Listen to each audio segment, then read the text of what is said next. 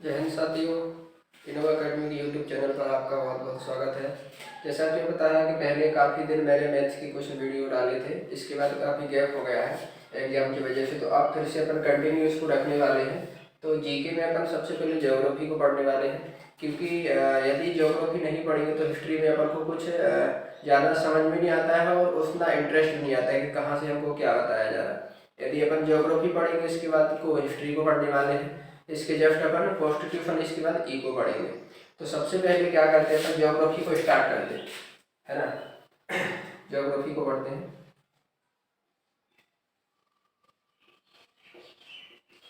ठीक है, जियोग्राफी कहते किसे है, सबसे पहले ये ना पता होना चाहिए आपको। तो जियोग्राफी देखो दो शब्दों से मिलकर बना है, जियो प्लस ग्राफी, है ना। जियो का मतलब क्या होता है, पृथ्वी, और ग्राफी का मतलब क्या होता है, मापना। यानी जियोग्राफी को अपन क्या बोलेंगे, पृथ्वी को मापना। इसके अंतर्गत मतलब ज्योग्राफी में कई लोगों ने अपने अपने अलग अलग तरीके से तर्क दिए हैं, तो अपन उनको ना देखकर अपन को अपने हिसाब से जो चीजें एग्जाम के पॉइंट ऑफ व्यू से ज्यादा सही रहेंगे अपन उसको करना है। ठीक है, तो पृथ्वी के अध्ययन को क्या कहते हैं, पृथ्वी के अध्ययन को भूगोल कहते हैं। इसके अंतर्गत देखो, इसके अंदर काफी चीजें आ जाएंगी इसके अंतर्गत, जैसे महासागर हो गया, है ना, धरातल हो गया, है ना, और जलवायु हो गया, है ना, और पर्वत, पठार, नदियां आदि सारी किसकी चीजें किसके अंतर्गत आती हैं, ज्योग्राफी के अंतर्गत। और ज्योग्राफी शब्द का सबसे पहले जो प्रयोग किया था वो कौन थे, एरेटोस्थनीज। जियोग्राफी शब्द का प्रयोग, एक कभी कभार क्वेश्चन बन जाता है, शब्द का प्रयोग किसने किया था, एरेटोस्थनीज, एरेटोस्थनीज ने किया था। ठीक है, तो इस शब्द का सबसे पहले यदि प्रयोग पूछेंगे तो किसने किया था, तो किसने किया था, एरेटोस्थनीज ने। इन्हीं की एक पुस्तक थी जो इन्होंने मतलब इसके लिए लिखी थी, तो वो इतनी ज्यादा मायने नहीं रखेगी, बस आपको क्या रखना है कि जियोग्राफी शब्द का प्रयोग सबसे पहले किसने किया था। इसकी जस्ट बाद आता है कि भूगोल का पिता, भूगोल का पिता किसे कहे, या भूगोल का जनक, भूगोल का जनक किसे बोलेंगे, हिकेटियस। किसको कहेंगे, हिकेटियस। हिकेटियस ने भी एक पुस्तक लिखी थी जिसका नाम था पेरियोडस, पेरियोडस। इसमें इन्होंने भूगोल के बारे में काफी चीजें लिखी हुई है कि भूगोल के अंतर्गत क्या आएगा, इसका कैसे क्या होता है, इन्वायरमेंट पर क्या है, मतलब फर्क वगैरह जो भी चीजें रहती हैं वो इसके अंतर्गत इन्होंने भूगोल की सारी चीजें जो अपन अभी पढ़ रहे हैं वो इसमें उन्होंने लिखी हुई है। तो सबसे पहले यदि क्वेश्चन आएगा तो क्या बोलेगा, ज्योग्राफी शब्द का प्रयोग। ये बहुत कम पूछा जाएगा, लेकिन कह नहीं सकते एग्जाम वाले के ऊपर डिपेंड करता। हालांकि ये जरूर पूछा गया है, भूगोल का जनक किसे कहा जाता है, तो किसको कहा जाता है, हिकेटियस को। क्या है, देखो छोटी छोटी चीजें आपको लेके चलनी पड़ेगी, तब जाके एग्जाम में ऐसा नहीं होता कि अपन उसको मोस्ट मोस्ट रख लेंगे कि हम ये भी कर लेंगे और जो भी अपन को लगे वो कर सके। ठीक है, अब भौतिक भूगोल का जनक किसे कहा जाता है,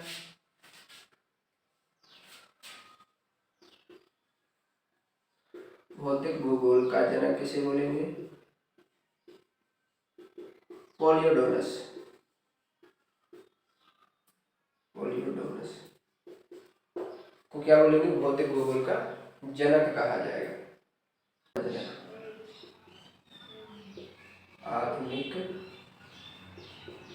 भूगोल का जनक, आधुनिक भूगोल का जनक कहा जाता है अलेक्जेंडर, अलेक्जेंडर वान हमबोल्ट, अलेक्जेंडर वान हमबोल्ट। विश्व मानचित्र का बोले, विश्व मानचित्र का जनक, विश्व मानचित्र का जनक कहा जाता है अनेक जी मेंडल। किसको कहा जाता है, अनेक जी मेंडल। ठीक है। देखो ये वो एग्जाम के पॉइंट ऑफ व्यू से जो क्वेश्चन बनेंगे, इसलिए मैं मतलब इसको लिखता जा रहा हूँ, क्योंकि देखो ज्योग्राफी में बहुत सी चीजें हैं जिनको अपन पढ़ सकते हैं ना, तो जितना डिटेल हो सके आप करें। लेकिन यदि देखो क्या एग्जाम का क्वालिफाई करने का एक सटीक तरीका होता है कि हम वो पढ़ें जो ऑथेंटिकेट हो, ज्यादा डिटेल नहीं करना उनका। अब विश्व ग्लोब का जनक किसे कहा जाता है? Martin Behaim. कौन थे? Martin Behaim. अब मानचित्र कला का जनक, मानचित्र कला का जनक किसको ये कहा जाता है?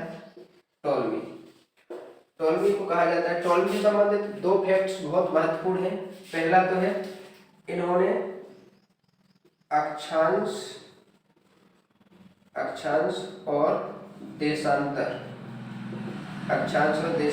रेखाओं का ज्ञान कराया। ठीक है। एक इनकी पुस्तक थी जो सबसे महत्वपूर्ण है, जिसका पुस्तक लिखी उन्होंने की नेचुरल ऑफ हिस्ट्री।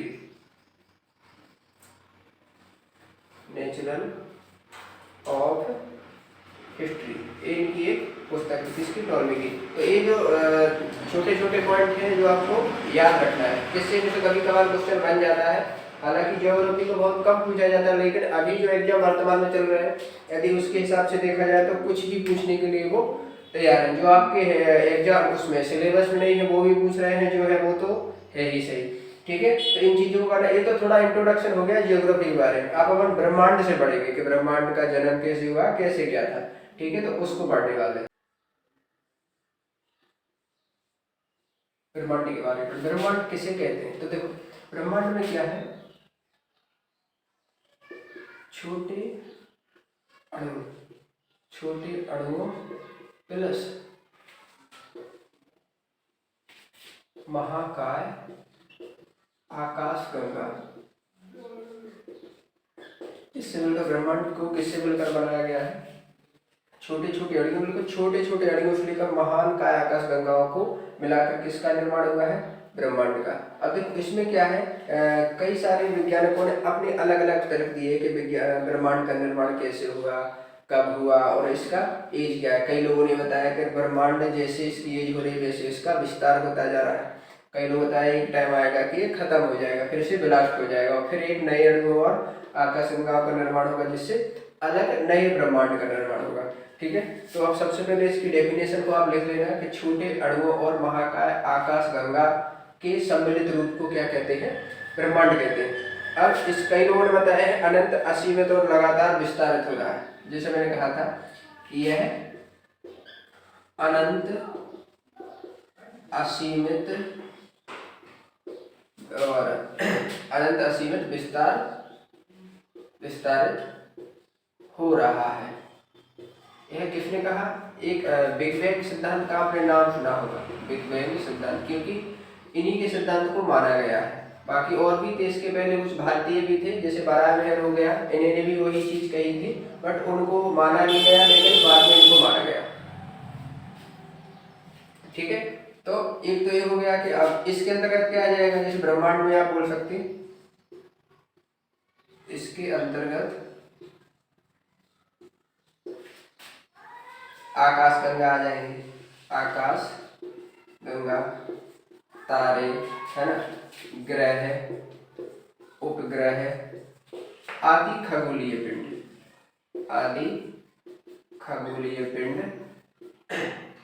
आते हैं किसके अंतर्गत? ब्रह्मांड के अंतर्गत। अब देखो इसमें एक चीज और आएगी कि ब्रह्मांड से दूरी मापने की इकाई क्या है? ब्रह्मांड से दूरी मापने की 3 इकाई दी हुई है। एक तो कौन? खगोलीय, प्रकाश वर्ष और पारसेक, 3 इकाई है। खगोलीय इकाई और दूसरी कौन सी है? पारसेक, और तीसरी कौन सी है? प्रकाश वर्ष। तो ये 3 इकाई है जिससे आप ब्रह्मांड से अन्य चीजों की दूरी को माप सकते हैं। इनको एक एक करके अपन अभी पढ़ लेते हैं।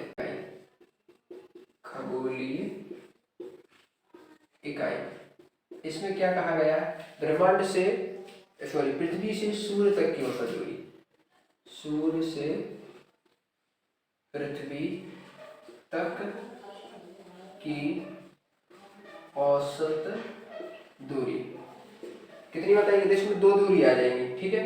एक तो आ जाएगी 1.5 इंटू 10⁻11, एक इसमें आएगी मीटर में, या 1.5 इंटू 10⁸ 8। अब देखो 8 कैसे आएगी, क्योंकि देखो जब मीटर आएगा और 1 किलोमीटर में कितने 1000 मीटर है, तो 3 जीरो यहाँ पर बढ़ जाए, क्योंकि ये मीटर में है और एक इसमें है किलोमीटर में। तो ये चीजें क्या है आपको ध्यान रखनी पड़ेगी, क्योंकि ऑप्शन में सेम दे देता है कभी कभार, तो आपको उसमें कंफ्यूज नहीं होना, बस आपको देख लेना है कि भाई हमें किलोमीटर वाला ऑप्शन नहीं मिला है, तो कोई दिक्कत नहीं, मीटर वाला दिया जाएगा आपको, तो आप मीटर वाला कर दें।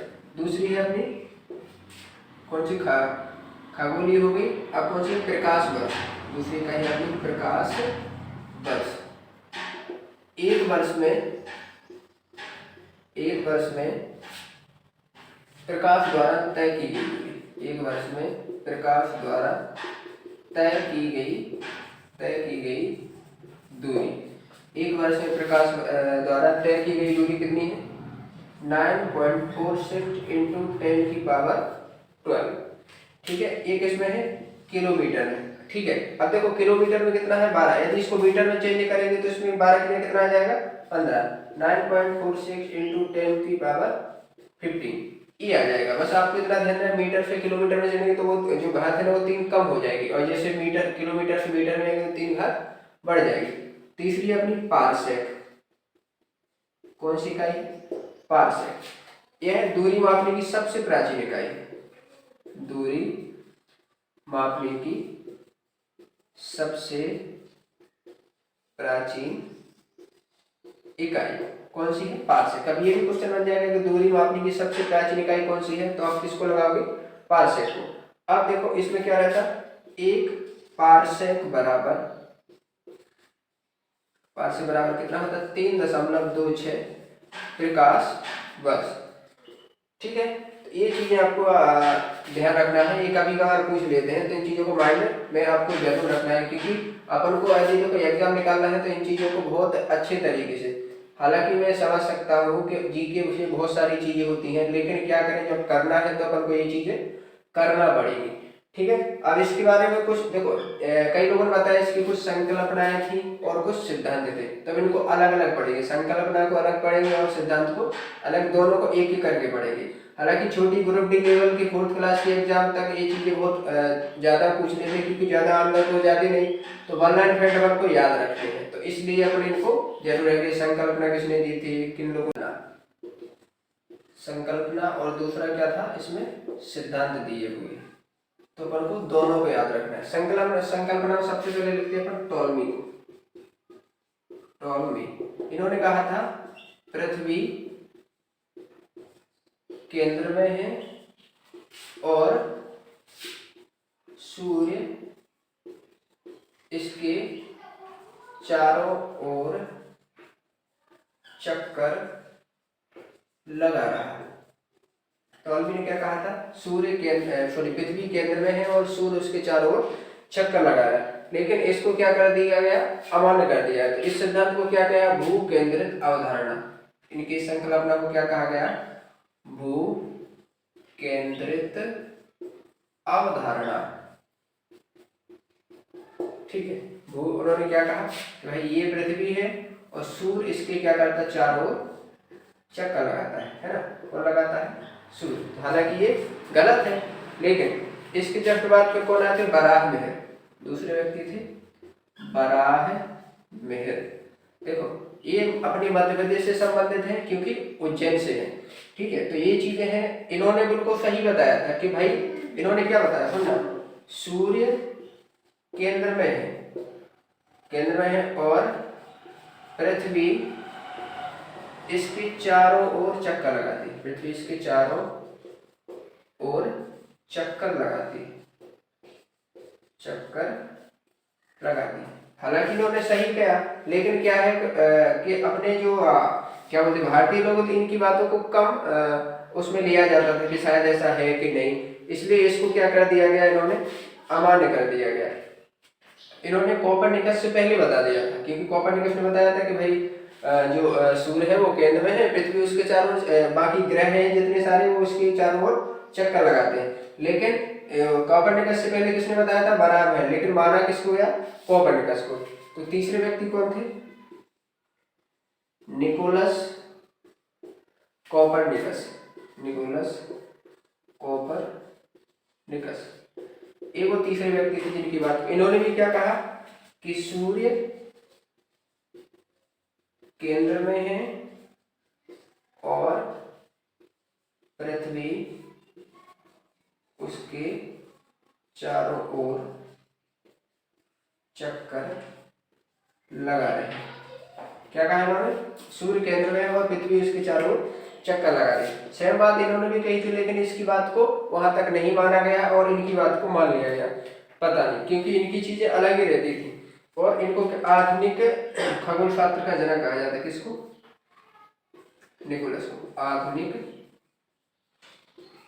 खगोल शास्त्र का जनक कहा जाता था। किसको? निकोलस को। और इन्होंने सूर्य केंद्रित अवधारणा सिद्धांत, क्योंकि सूर्य केंद्र का बताया था तो क्या बोला जाएगा? सूर्य केंद्रित अवधारणा सिद्धांत। सूर्य केंद्रित अवधारणा सिद्धांत किसने दिया था? कोपरनिकस ने। तो ये चीजें आपको ध्यान रखनी है। दैनिक गति पृथ्वी अपने अक्ष पर घूमती है। इन्होंने क्या कहा था? जब पृथ्वी दैनिक गति करती है, जिससे दिन और रात होते हैं, दैनिक गति में पृथ्वी अपने अक्ष पर घूमती है और परिक्रमण गति में वह सूर्य के चारों ओर चक्कर लगाती है। क्या करती है? जब अपने अक्ष पर घूमती, अक्ष पर दैनिक गति होती तो अक्ष पर घूमती है, जब परिक्रमण करती है तो वो किसके चारों ओर चक्कर लगाती है? सूर्य के। और दोनों की क्या एक साथ होती है? वो सूर्य का भी चक्कर लगा रही होती है और अपने अक्ष पर खुद मतलब दैनिक गति के लिए अपने अक्ष पर भी घूम रही है और सूर्य के चारों ओर चक्कर लगाते। देखो दैनिक गति के कारण पृथ्वी में क्या होते? दिन और रात होते हैं, और परिक्रमण गति के कारण पृथ्वी में ऋतु परिवर्तन होता है कि अभी जैसे गर्मियों का टाइम चल रहा है, फिर बरसात आएगी, फिर सर्दी आएगी। तो इस तरीके की चीजें होती हैं किसके? पृथ्वी के उसके अंतर्गत। एक व्यक्ति और थे एडविन हब्बल। एक और थे एडविन हब्बल।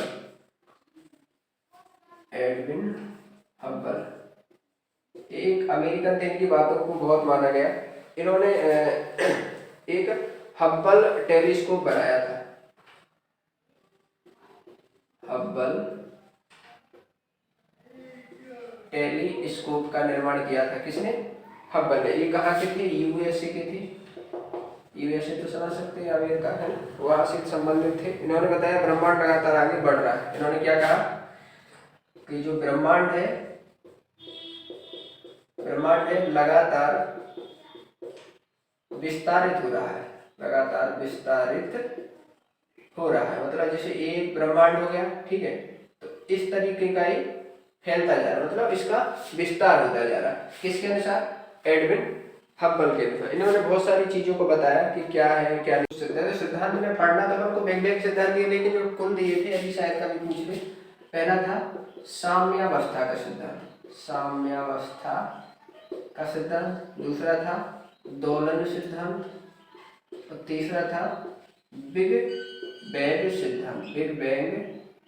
बिग बैंग सिद्धांत, ठीक है,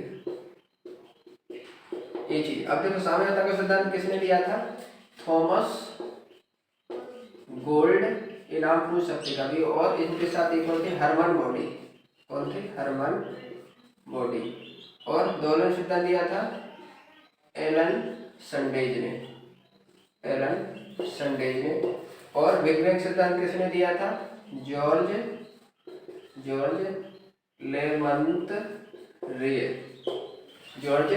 लेमंत रे ने क्या दिया था? बिग बैंग सिद्धांत दिया था।